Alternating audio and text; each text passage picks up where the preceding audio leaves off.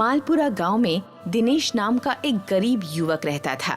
वह लकड़ी का काम करता था और उसी में मस्त रहता था।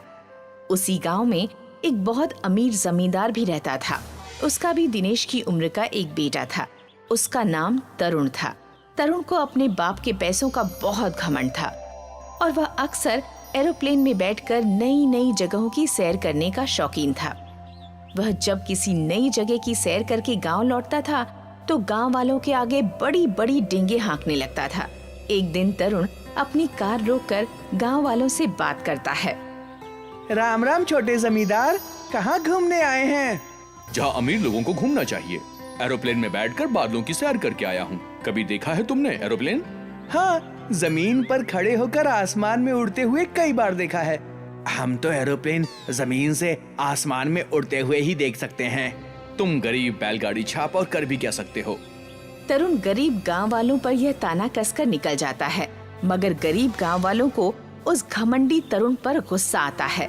घमंडी जमींदार का बेटा हमेशा गरीबों को नीचा दिखाने पर लगा रहता है, मानो उस उड़ने वाले जहाज में बैठने वाला दुनिया का यही अकेला आदमी हो। घमंडी हाथी है ससुरा, तभी तो इतनी लंबी नाक है। पर हम भी चींटी हैं, चींटी।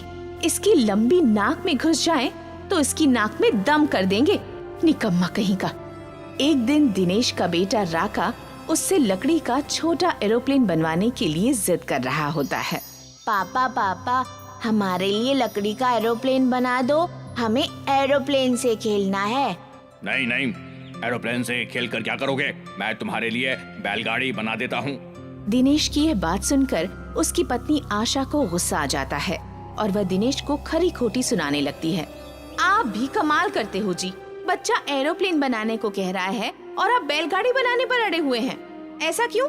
कहीं बच्चा एरोप्लेन से गिरकर चोट न खा ले, इसीलिए नहीं बना रहा हूँ। ये कहो ना कि जमींदार के बेटे से डरते हो। कहीं उसने तुम्हारे बेटे को एरोप्लेन से खेलते देख लिया तो वो तुमसे नाराज हो जाएगा। यह सुनकर दिनेश में थोड़ा जोश पैदा हो जाता है और वह जमींदार के बेटे के खिलाफ बोलने की हिम्मत जुटा लेता है। क्या मैं उससे डरता हूँ? वो नाराज होकर मेरा क्या बिगाड़ लेगा? दिनेश यह कह रहा था कि तभी वहाँ बसंती आ जाती है। आशा, बहन पेट में अफारे की दिक्कत है, कहो तो इलाज कर लूं? कर लो बसंती बहन। सुना है वो जमींदार का घमंडी बेटा शादी करने वाला है और शादी से पहले हेलीकॉप्टर खरीद कर ला रहा है। हेलीकॉप्टर! यह सुनकर दिनेश अफारे का मतलब तुरंत से समझ जाता है। यह हेलीकॉप्टर क्या होता है? ये मूर्ख हेलीकॉप्टर को हेलीकॉप्टर कह रही है। हेलीकॉप्टर छोटा हवाई जहाज होता है। यह सुनकर आशा फिर से दिनेश पर ताने मारते हुए कहती है, वह अमीर बाप की औलाद है बहन। उसका बाप तो उसे असली वाला हेलीकॉप्टर दिलाने की हिम्मत रखता है और एक ये बाप है जो बच्चे के लिए लकड़ी का हेलीकॉप्टर भी बनाने का दम नहीं रखता। ऐसा मत बोलो आशा, मैं चाहूँ तो लकड़ी का पूरा एरोप्लेन भी बना सकता हूँ। तो फिर बनाओ ना, मुहूर्त के लिए पंडित बैठाने पड़ेंगे क्या? यह कहकर जैसे ही आशा चुप होती है, बसंती बोलने लगती है। मैं तो कहती हूँ कि जरूर बनाओ। उस घमंडी का घमंड चूर करने के लिए गरीबों के पास भी एक हेलीकॉप्टर तो होना ही चाहिए, भले लकड़ी का ही क्यों ना हो। फिर जमींदार का बेटा गांव में असली हेलीकॉप्टर ले आता है और जमींदार गांव वालों को अपने घर बुलाकर समझाता है। तुम सब आज से सड़क पर बाजार लगाना बंद कर दो, क्योंकि मुझे सड़क खाली चाहिए। मेरा बेटा हेलीकॉप्टर खरीद कर लाया है और उसे उड़ाने के लिए सड़क तो चाहिए ना। हेलीकॉप्टर ही लाया है ना, कोई एरोप्लेन तो नहीं लाया है जिसे उड़ाने के लिए सड़क चाहिए। तू चुप कर बे गरीब, तेरी हेलीकॉप्टर खरीदने की औकात नहीं और बात करता है एरोप्लेन की। जमींदार के घमंडी बेटे का यह बोल सुनकर दिनेश कहता है, अगर तुझे इतना घमंड है तो मैं लकड़ी का एरोप्लेन बनाकर तेरे इसी हेलीकॉप्टर के बगल में उड़ाकर दिखा दूंगा, फिर तो तू मान जाएगा ना।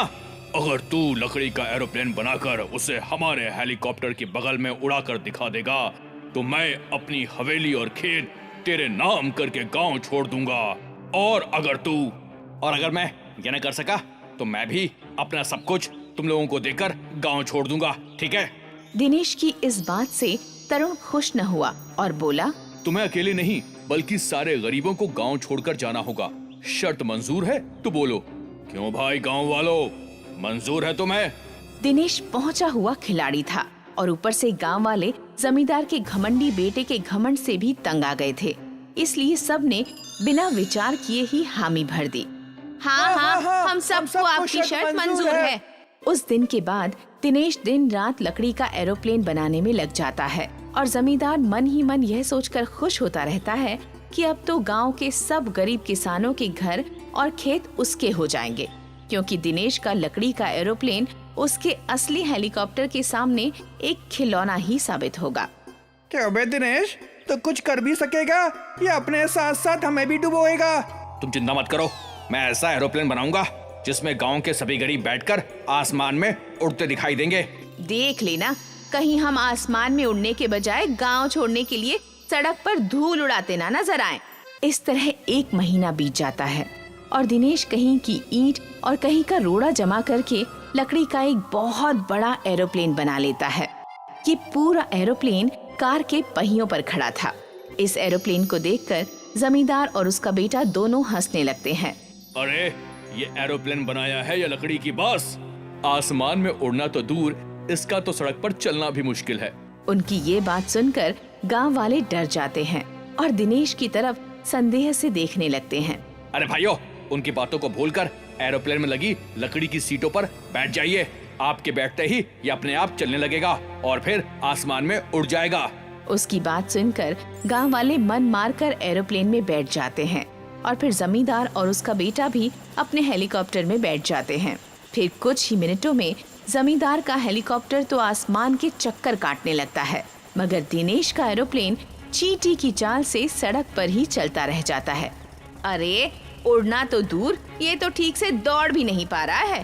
अरे मरवा दिया, अब तो खाली हाथ गांव छोड़ना पड़ेगा। चुप करके बैठो, एरोप्लेन तेजी से दौड़ते हुए आसमान में उड़ने वाला है। दिनेश का यह कहना था कि लकड़ी के एरोप्लेन में न जाने कहां से जान आ गई। वह सचमुच ही दौड़ते हुए आसमान में उड़ने लगा और जमींदार के हेलीकॉप्टर की बगल में से होते हुए उससे आगे निकल गया। इस तरह जमींदार की हार हुई और उसके घमंडी बेटे का सारा घमंड चूर चूर हो गया। वे दोनों बाप बेटा अपनी हवेली और खेत दिनेश को देकर शहर चले गए। फिर दिनेश ने हवेली अपने पास रख ली और खेत सब गांव वालों में बांट दिए। इस तरह सब गांव वाले दिनेश की बुद्धिमत्ता को मान गए।